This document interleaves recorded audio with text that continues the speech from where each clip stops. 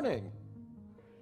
Well, last week we were in the process of discovering and becoming aware of this idea of abundance.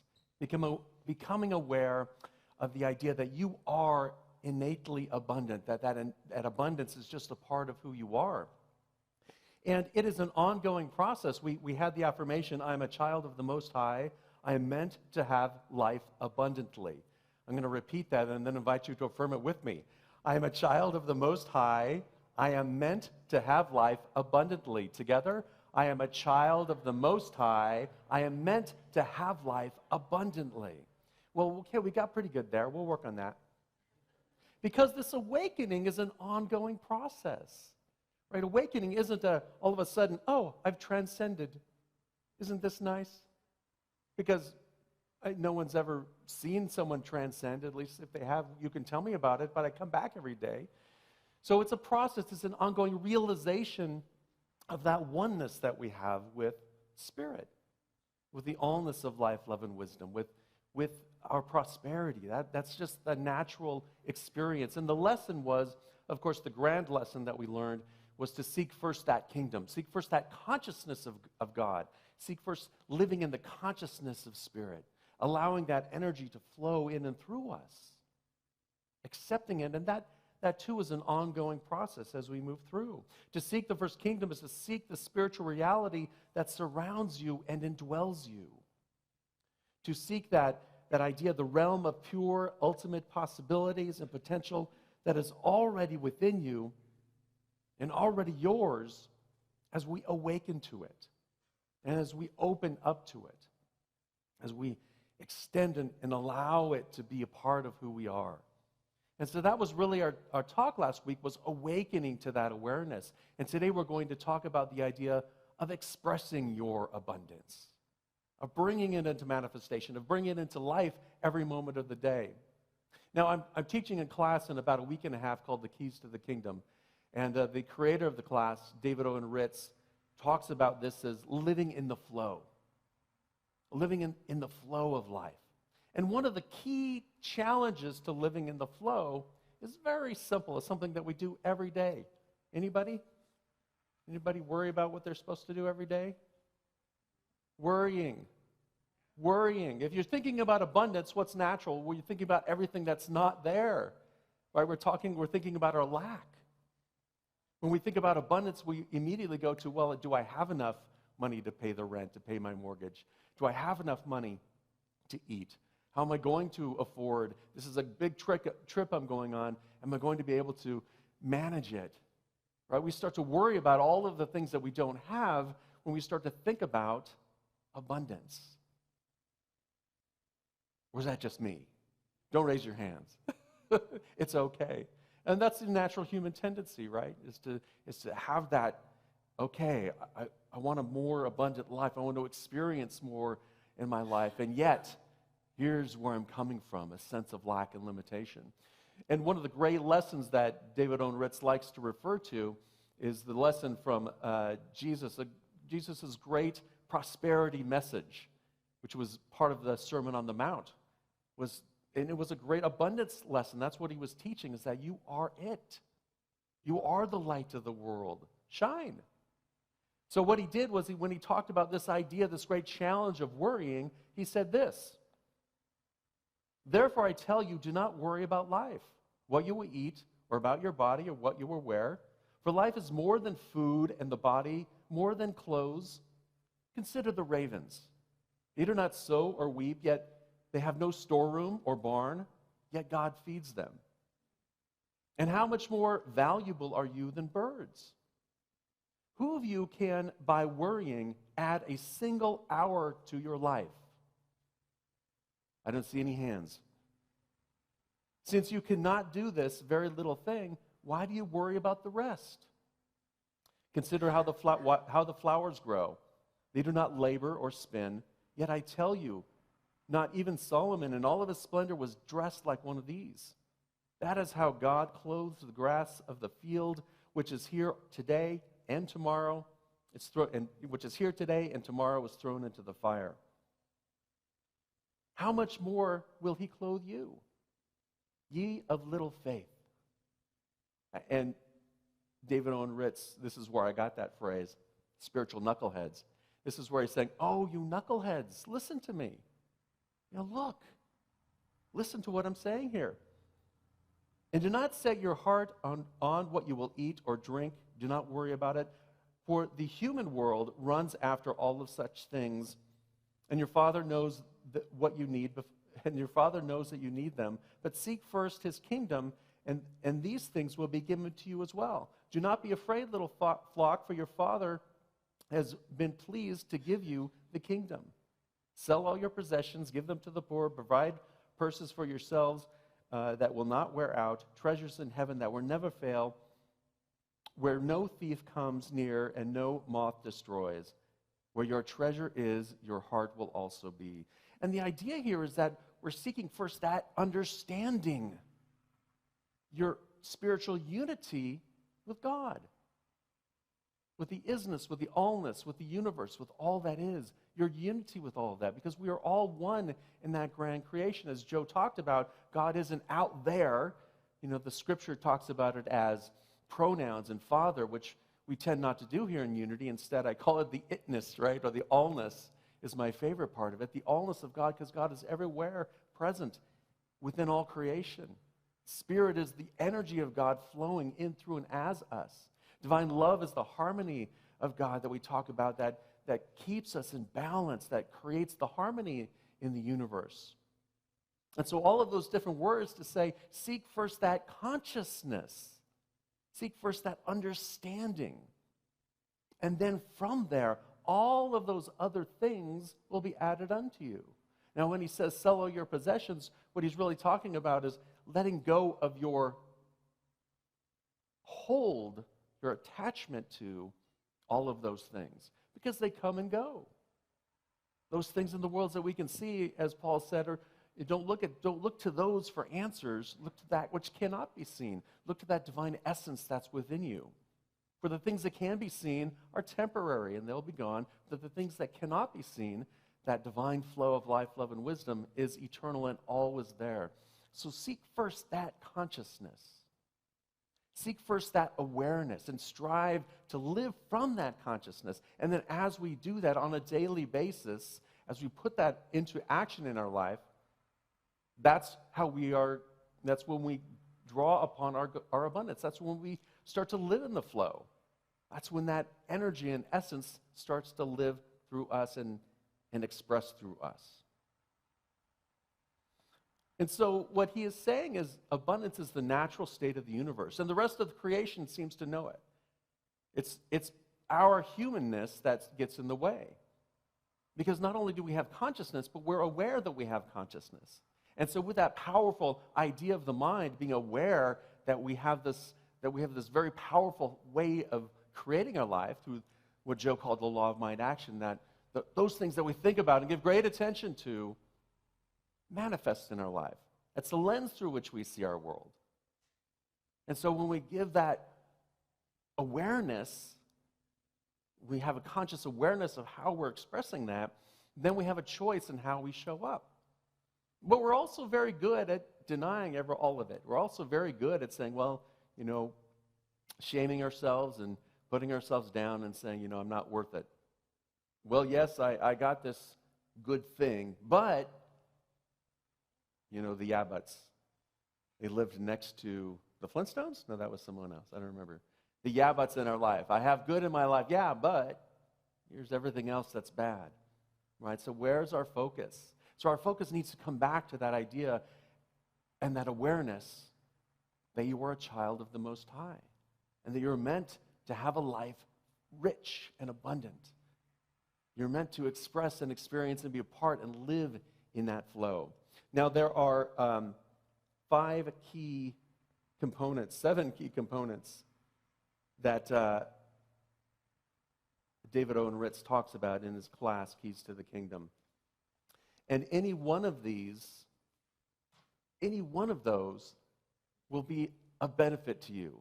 Any one of those will create a greater sense of joy and abundance in your life. And when we start to master all 7 of them and put them into practice in our lives, that's when we begin to experience it, that idea of consciousness of God, the consciousness of abundance every day in our life. The first and most challenging key is commitment. Is being willing to commit to your own consciousness, your own awareness, your own spiritual growth. Being willing to commit to these ideas of abundance and then practicing them. You know, if you're on the fence, I'm about 40% committed. Committed's kind of a black and white thing. No, I'm all about shades of gray in many different areas, but commitment is one of those things where I'm committed or I'm not. Sometimes I'm committed for 20% of my time, and then another 80% of my time I'm not. So how committed are you to living a life worth living? How committed are you to experiencing and expressing good in your life? To being filled up with love, being filled up with grace, and to be willing to being able to walk through whatever challenge you have, centered and poised in the core of your being, in that divine essence, the I am consciousness within you. Are you committed? I mean, the benefits are pretty cool. Don't you think? Okay, I haven't pitched it well enough. I'll keep working on it. Your level of commitment reflects your level of acceptance. So as committed as you are to your spiritual growth, to expressing that God consciousness, that divine consciousness, to being one with Spirit, to allowing that love to flow, as committed you are to that, reflects the amount that you believe you should receive. So when you're thinking about that, think about what you are willing to receive. And then make a commitment to every day live a little bit more into it. Right? There's no perfection in it. It's an ongoing process of living a little bit more into it, being committed each day to try another step, to give it a little bit more. The second key is vision. Learning how to hold a vision of your highest possibility. Learning how to hold a vision of your highest possibility, your highest good, your infinite potential. Learning to see that every day. Learning to wake up in the morning, and you might have a goal sheet, you might have a treasure map, you might have something that reminds you, a Post-it note on the mirror that reminds you, here's who I've come here to be, here's my vision for my life, here are the goals that I have for my life. And being willing to look at that every day and hold that vision, because your vision directly affects your experience of life. Your vision directly affects your experience of life. So there are times when we hold a vision, when we get frustrated, when we get sad, when we get self-conscious. There's some visions of ourselves that we hold that are not very healthy. Some visions of, I'm not good enough. Some visions of, my clothes are fitting too tight. Some visions of, I'm not good enough to pass this test, or to change careers, or to, live more fully in my retirement, or to, be that amazing artist that everyone else is looking up to. Realize that's your vision in the moment that you're holding. So let go of that vision and hold the vision of the ultimate possibility for yourselves in every moment of the day as you go through life. The third key is truth. An awareness of truth of you as a child of the Most High. An awareness of truth of your spiritual unity with the allness of life. That's really all you need. That's what we call T with a capital T, right? Truth with a capital T. Just that one principle, that we're all one with the universe. We're all one in this amazing tapestry of life. That the things that I experience, you experience, and the things that we experience together, we experience as at one. At one-ment with the allness of life. At oneness with Spirit. All of the lowercase t's are our stories that we believe about it. And all of those lowercase t's, those lowercase truths, are not real for the most part. They're stories. There are beliefs that can be changed and can be erroneous. So go back to that one truth that we are all one in the universe. And as one with the ultimate experience and expression of abundance, that's who we are. And that's what we are capable of when we allow ourselves to return to that truth. Your awareness and expression and acceptance of your spiritual nature will determine what you will accept in your life. So the degree to which you accept that allness, that oneness within you, that expression is the degree to which you will accept your good. Pretty straightforward. The fourth law is circulation, living in the flow of life as source. As we give and as we receive. So often we think about it as I'm one or the other. I'm either giving or I'm receiving. I'm receiving from out there. But instead of focusing on what you're getting or not getting, focus on how you are giving to life, how you are expressing as source. And are you giving to life as source? Because that's what the truth is, your spiritual unity with that allness of life. It's all here for you to give.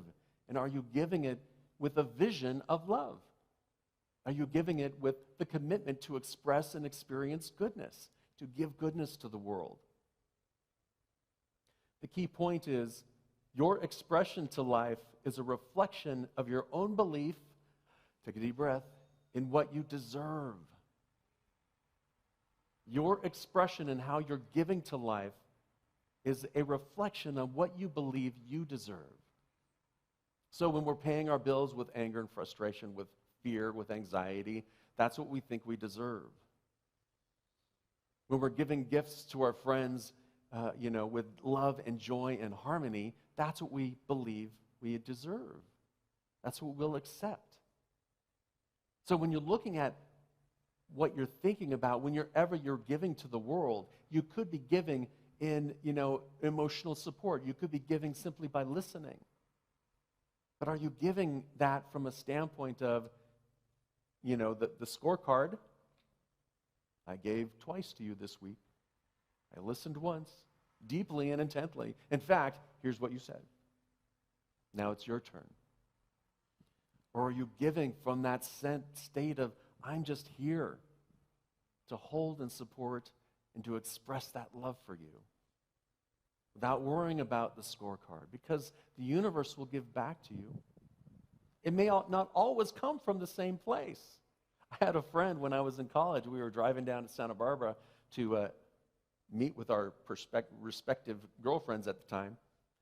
And as we were driving down there, he's like, I don't know about my friends, man. I'm always there for them. They call me, they need me. Get up in the morning, get up late at night, I'll go drive them, I'll pick them up. But when I need them, they never show up. I said, well, how did you get home? Oh, well, someone else got me. Oh, okay. The universe took care of you.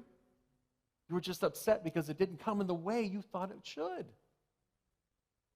So just knowing that circulation begins with you giving to the world without the scorecard. The fifth key to the kingdom is gratitude. Blessing and praising the good in your life. Blessing and praising the good in your life. Let's talk about that word praise. Now, so raise your hands if ever in your lifetime you say grace at the table. There's no judgment here. If you didn't, that's totally fine. Now, was it one of those things like as a kid, it's like, thank you, Father, for the food that we have to eat. I remember as a kid, this was my attitude. Okay, thank you. Yeah, are we done yet? We're not done yet. Okay. And then there was the real gratitude. Thank God we're done. And now I can eat. Wrong kind of praise. Praise is that enthusiasm that you give to life. Praise is that sense of zeal. And to be grateful from that sense of zeal. He's so amazed at the good that you have in your life. Another word for good is God. Be so amazed at the God in your life. Be so amazed at how Spirit moves in your life.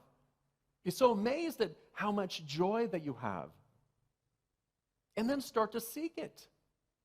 Just look outside and see the beautiful flowers, the beautiful tree, that little red tree that's out there in the pot next to the giant bell. To me, it's just fantastic. I sit out there and meditate every once in a while. No one's around, I ring the bell. I'm just saying. It is. Joyously, with praise.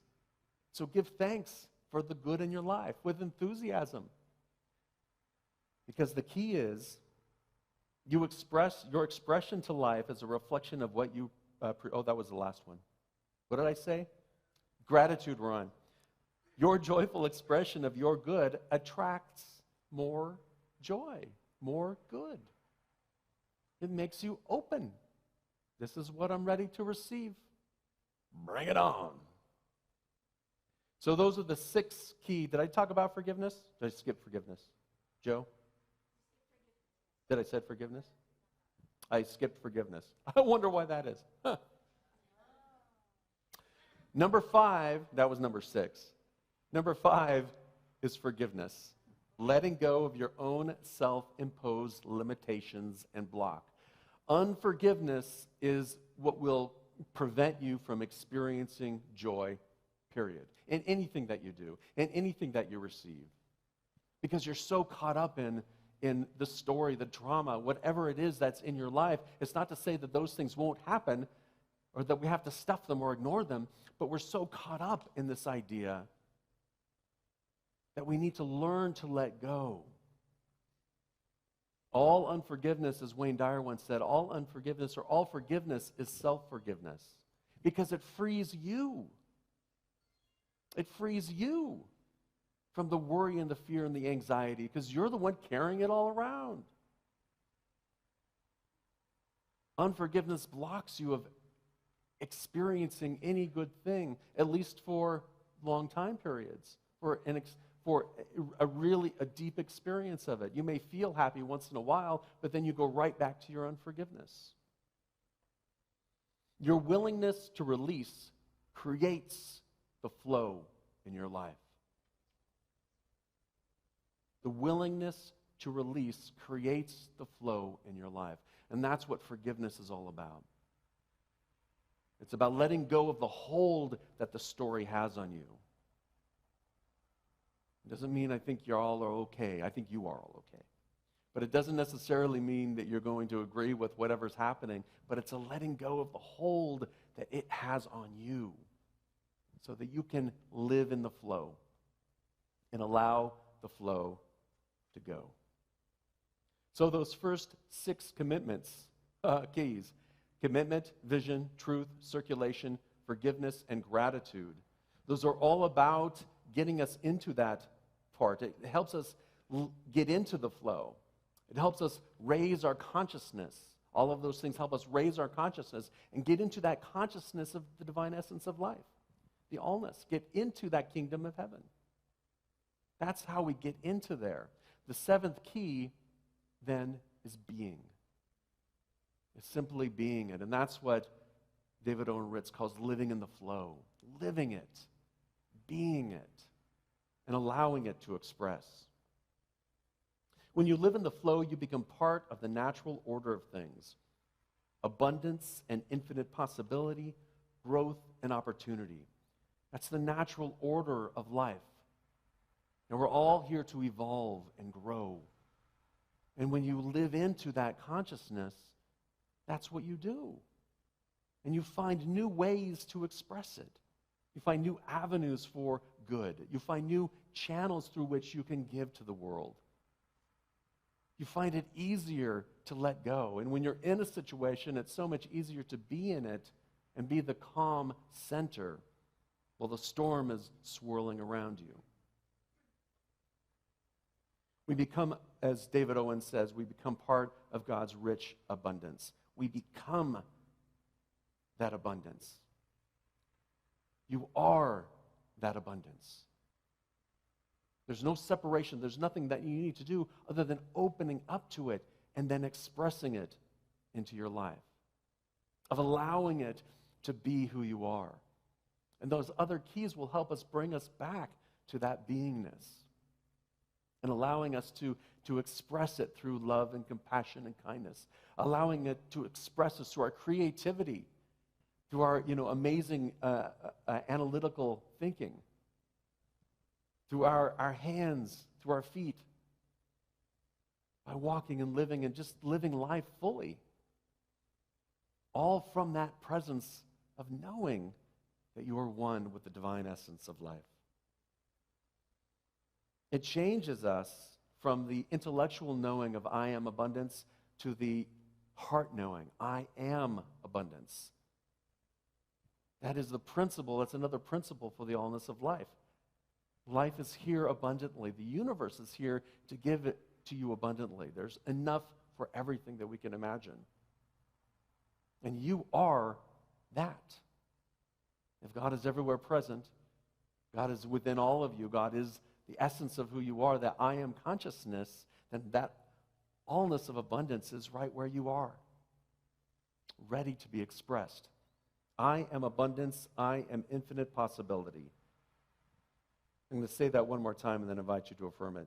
I am abundance and I am infinite possibility. Together, I am abundance and I am infinite possibility. That was a little better than at the beginning of the service.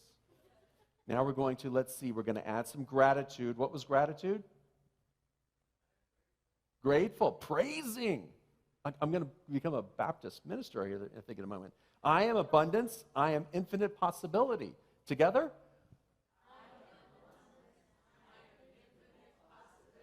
It's getting a little better, don't you think? I think we can do better. Together?